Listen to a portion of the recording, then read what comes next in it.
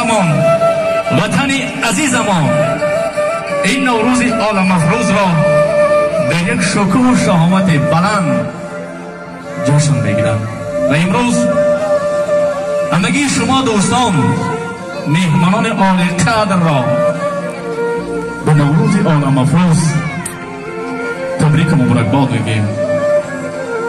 دوستان عزیز، مهمانان عالی قدر، برای آغاز نمودن این بزم نوروزی،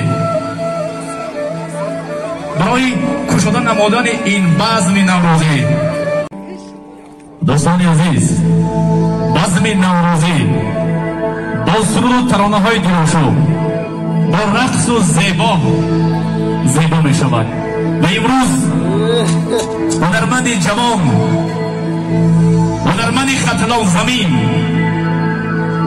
هنرمند گلاب شهر باستانی امروز در پهلوی همگی ما و شما راست ایستاده